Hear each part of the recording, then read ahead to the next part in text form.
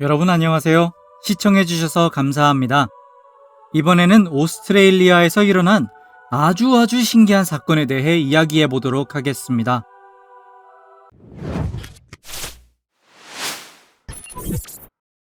백상아리를 삼킨 것은 현지의 생물학자가 백상아리의 이동을 연구하기 위해서 학술 조사를 실시했습니다. 알파라는 이름의 백상아리에 GPS를 달고 추적하면서 동시에 적외선 카메라로 상어의 이동을 기록했습니다. 갑자기 알파는 수심 600m까지 잠수했고 이후 체온이 30도 상승했습니다. 그 후 다시 알파가 해면에 모습을 드러내는 일은 없었습니다. 과학자의 말에 따르면 추적 조사 중 거대한 무언가가 알파를 삼켰고 사냥감을 소화하는 과정에서 체온이 상승한 것이라고 합니다. 범고래가 상어를 잡아먹는다는 것은 유명한 이야기지만 만약 모든 것을 다 먹어치웠다면 갈갈이 찢어졌어야 합니다. 상어를 한 번에 꿀꺽 삼키는 생물은 적어도 과학계에는 알려져 있지 않습니다. 어쩌면 알파는 현재까지 기적적으로 살아남은 선사시대 생물의 먹잇감이 된 것은 아닐까요? 오스트레일리아 바다에서는 몸 길이가 20m나 되는 멸종한 거대 상어 메갈로돈을 목격했다는 정보도 있다고 합니다. 물론 이것은 오스트레일리아라고 하는 자연의 신비가 많이 남아있는 곳에서 일어난 일이라는 점을 감안할 필요가 있습니다. 모닝글로리. 매년 봄이 되면 오스트레일리아 북부에서는 보기 드문 기상현상이 관측됩니다. 길이 1000km, 높이 2km에 달하는 긴 롤 형태의 구름이 시속 60km로 이동하는 것입니다. 이 메커니즘에 대해서는 아직 완전히 밝혀지진 않았지만 현재 그나마 일반적인 원인으로 알려진 것은 해풍과 육풍이 충돌하여 생겨난 전선에 의해 대기의 순환이 생겨 발생하는 것이라고 합니다. 그리고 흥미롭게도 이 신비한 현상 속에서 파도 타기를 하기 위해 많은 글라이더 파일럿들이 모닝글로리를 찾고 있습니다. 구름이 매우 빠르게 흐르면서 기류를 만들어내는 것이기 때문에 공중 서퍼들은 그 속을 몇 시간 동안 활공할 수 있습니다. 민민라이트. 민민라이트는 오스트레일리아 최대의 수수께끼 중 하나로 알려져 있습니다. 이 빛나는 구체는 퀸즐랜드 주에서 정기적으로 나타나 현지 주민이나 여행자의 뒤를 따라다닙니다. 때로는 아주 긴 거리를 함께 따라가기도 합니다. 인간이 접근하려고 하면 빛은 함께 움직이며 경우에 따라 색상이 달라지기도 합니다. 어보리진들의 전설에 따르면 민민라이트는 이 세상에 머물고 있는 죽은 자의 영혼이라고 합니다. 연구자들 중에는 빛의 구슬은 지구 밖에 그 기원이 있으며 실제로는 소형 UFO라고 생각하는 사람도 있습니다. 한편 과학자들은 이는 신기루라고 주장합니다. 헤드라이트의 빛이 공기 중에서 굴절되어 수 킬로미터 앞까지 닿아서 생긴 현상이라는 것입니다. 그러나 그 기원을 완전히 증명해낸 썰은 하나도 없습니다. 민민라이트는 지금도 지역의 전설과 관광 명소로서 사랑받고 있습니다. 아이를 교환하는 캥거루. 연구자들은 오스트레일리아의 상징인 캥거루가 손쉽게 자신의 아이를 교환하는 모습을 발견하고 놀라움을 금치 못했습니다. 이런 경향은 생물학자가 모든 새끼에게 태그를 붙여 캥거루의 생활을 조사하던 중 정말 우연히 발견되었습니다. 태그를 부착한 새끼는 얼마 지나지 않아 자신의 어머니가 아닌 다른 주머니에 들어가 버렸습니다.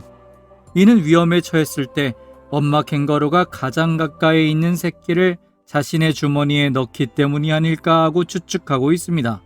나중에는 그 아이가 자신의 아이가 아니라는 것을 잊어버리고 자신의 아이라고 생각하며 키우는 것입니다. 태즈메니아 데빌의 암. 오스트레일리아에서 유명한 또 다른 동물인 태즈메니아 데빌은 1996년에 발생한 의문의 질병으로 인해 현재 멸종 위기에 처해 있습니다. 이 병은 안면에 생기는 악성 종양으로 인해 발병 후 6개월 이내에 죽음을 맞이하게 됩니다. 병변은 예고 없이 발생합니다. 그리고 점차 안면, 머리, 경부 등 주변 조직으로 뻗어나가면서 확대되다가 종양으로 인해 눈과 입이 막혀 먹을 수 없게 되고 숨이 차게 됩니다. 이 병의 확산으로 태즈메니아 데빌은 급격히 감소했습니다. 놀랍게도 2009년도 시점에서 이 종류의 개체수는 이미 70%가 감소했다고 합니다. 때문에 전문가들은 효과적인 백신이나 다른 치료법이 없다면 태즈메니아 데빌은 향후 50년 안에 멸종할 것이라고 추측하고 있습니다. 타란툴라의 마을. 오스트레일리아의 도시 매닝그리다가 갑자기 타란툴라의 습격을 받게 됩니다. 약 2만 5천 마리의 타란툴라가 찾아와 이곳에 정착해버린 것입니다. 이 작은 도시의 인구는 겨우 2,000명으로 타란툴라의 약 13분의 1밖에 되지 않습니다. 보통 타란툴라는 다른 개체로부터 어느 정도 거리를 두고 둥지를 만들기를 선호합니다. 하지만 이 도시의 타란툴라는 둥지가 겨우 몇 미터밖에 떨어져 있지 않은 전대미문의 거리감으로 생활하고 있습니다. 현재 이곳은 지구상에서 가장 타란툴라가 집중된 곳인데 도대체 왜 이 도시에 모인 것인지 그 이유에 대해서는 알려지지 않았습니다. 마리맨. 스튜어트의 거인이라는 명칭으로도 불리는 마리맨은 인간의 모습을 한 거대한 지상화로 1998년 상공에서 발견됐습니다. 지상화를 발견한 사람은 마리와 쿠퍼 패디 사이를 비행하던 조종사 트레버 스미스입니다. 기체는 고도 3,000m를 날고 있었습니다. 지상화의 길이는 4.2km며 인물상의 선의 깊이는 약 30cm, 폭은 최대 35m, 바깥 둘레는 28km입니다. 누가, 언제, 무엇을 위해 제작했는지 이 지상화의 수수께끼에 대해서는 아직 밝혀지지 않았습니다.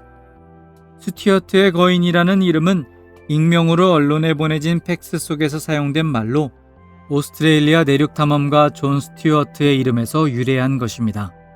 현재 지상화는 풍화에 의해 서서히 희미해지고 있어 머지않아 완전히 사라질 것으로 보여지고 있습니다. 하지만 건조한 기후라는 특성으로 인해 실제로 그렇게 되려면 아주 오랜 시간이 필요합니다. 그럼에도 불구하고 많은 관광객의 유입으로 인해 이 지상의 그림은 곧 사라질지도 모릅니다. 로드하우 대벌레. 오스트레일리아의 또 다른 신기한 생물은 로드하우 대벌레로도 알려진 거대한 대벌레입니다. 이는 지구상에서 가장 희귀한 곤충으로 알려져 있으며 20세기 초에 로드하우 섬에서 발견되었습니다. 이 섬에 상륙한 영국인 항해사는 바닷가재를 닮은 거대한 곤충을 보고 크게 놀라게 됩니다. 하지만 안타깝게도 뱃사람들과 함께 섬에 상륙한 곰쥐로 인해 거대한 대벌레는 모두 잡아먹히고 맙니다. 로드하우 대벌레는 공식적으로 멸종종으로 인정받았지만 2001년 로드하우 섬에서 30마일 떨어진 암석으로 이루어진 섬 볼스 피라미드에서 20여 마리의 대벌레가 서식하고 있다는 사실이 과학자들에 의해 발견되었습니다.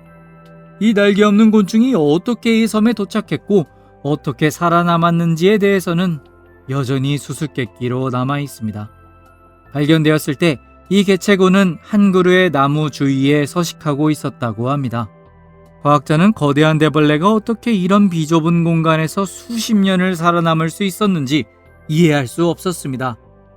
야생동물국 조사대는 개체 수를 늘리기 위해 4마리의 로드하우 대벌레를 가져갔고 멜버른 동물원에서 번식 프로젝트를 시작했습니다. 현재 멜버른 동물원에는 약 700마리의 로드하우 대벌레가 사육되고 있습니다. 또한 로드하우 섬의 곰쥐 근절을 위한 정비가 완료됨에 따라 일부 거대 대벌레들은 고향인 섬으로 이주하게 되었습니다. 울레미 소나무. 생물학자에게 있어 이 나무의 발견은 마치 살아있는 공룡과 마주친 것과도 같았습니다. 사실 울레미 소나무는 지구상에서 가장 오래된 식물 중 하나입니다.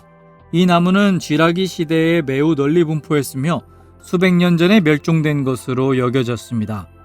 지금까지도 약 2억 년 전에 울레미 소나무 화석이 발견되고 있었지만 1994년에 울레미 국립공원 직원이 공원 내에서 약 100개의 울레미 소나무를 발견했습니다. 울레미 소나무는 대륙의 식생을 여러 차례 파괴한 공룡의 시대와 빙하기, 가뭄기와 화재를 이겨내고 살아온 것입니다. 실제로 사라졌어야 할 식물이 왜 기적적으로 살아남은 것인지에 대해서는 여전히 수수께끼로 남아 있습니다.